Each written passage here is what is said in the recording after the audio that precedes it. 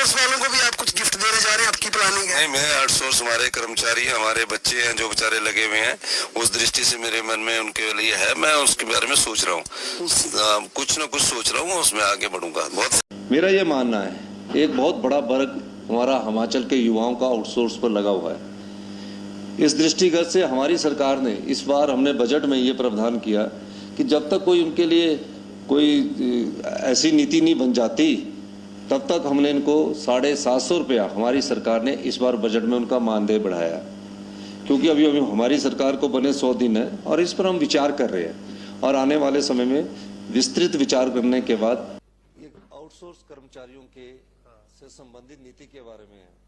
जो माननीय सदस्य का सवाल है वो कंपनी से संबंधित है, उस बारे में जानकारी प्राप्त की जाएगी। लेकिन मैं और आपको बताना चाहता हूं माननीय अध्यक्ष महोदय, हमारी सरकार इनके लिए चिकित्सा, यात्रा भत्ता, ESI वगैरह के लिए भी प्रावधान करने जा रही है। जो आपने रणधीर जी ने बोला है, आपने मेरे ध्यान में लाया, लेकिन हम IPH में जो है उनको हम कहेंगे कि हम रेगुलर अपॉइंटमेंट करने जा रहे हैं। तो नेचुरली 5000 पोस्टें हमने IPH डिपार्टमेंट में रेगुलर अपॉइंटमेंट की बजट में घोषणा की है। निकालने की नीति हमारी सरकार की नहीं है। जो भी होगा, जैसे होगा, किसी का टेंडर कॉन्ट्रैक्ट पर रद्द हो जा रहा है तो उसका कॉन्ट्रैक्ट कैसे आगे करना, उस बारे में विचार करेंगे। जो नीति कहती होगी उसके हिसाब से आगे बढ़ेंगे। धन्यवाद। Next question number 2। आउटसोर्स कर्मचारियों को जो मुद्दा है काफी वर्षों से उठता रहा है, पूर्व सरकार के समय में भी, उससे पहले भी, और आज जो मेरा मूल उद्देश्य इस प्रश्न को लाने का है उसके लिए मैं माननीय मुख्यमंत्री महोदय से ये जानना चाहता हूं कि भविष्य में इन कर्मचारियों का शोषण ना हो।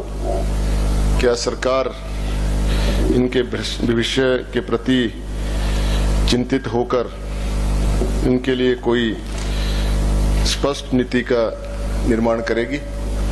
क्योंकि आउटसोर्स कर्मचारियों में 19,000 के आसपास इन्होंने दिया है सरकार ने, लेकिन मैं समझता हूं कि अगर इसमें SMC, computer teacher, period based teacher, ऐसे सबको जोड़ा जाए जो प्रोजेक्टों में भी लगे हैं हमारे कर्मचारी, तो लगभग कोई 35-40 हजार के आसपास बनेंगे। ये तो 35-40 हजार लोग जो हैं, जो अपने भविष्य के प्रति चिंतित हैं, जिनको ये पता ही नहीं है कि 10-15 साल के बाद हमारा भविष्य क्या होना है, उसके बारे में क्या सरकार कोई ठोस नीति बनाने पे विचार रखती है? अध्यक्ष महोदय, जो हमारे माननीय सदस्य ने कहा बड़ा गंभीर विषय है और काफी समय से ये सरकार आती है, इन विचारों के लिए मांग उठती है। जो आउटसोर्स पर लगे हुए हमारे कर्मचारी हैं, चाहे उसमें पोस्ट ग्रेजुएशन के बाद लगे, कई कर्मचारी तो ऐसे हैं जो 8-8, 10-10 साल से लगे हैं। यही आउटसोर्स के कर्मचारी नहीं है।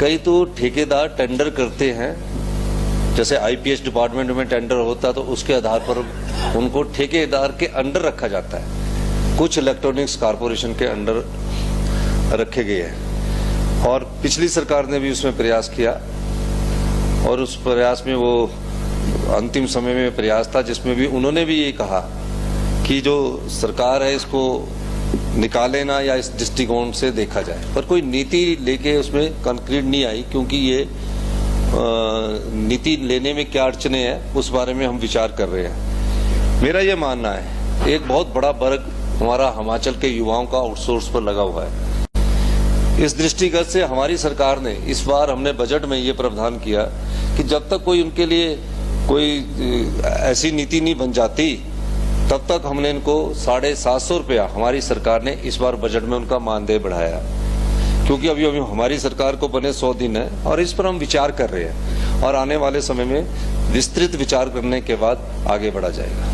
Thank you.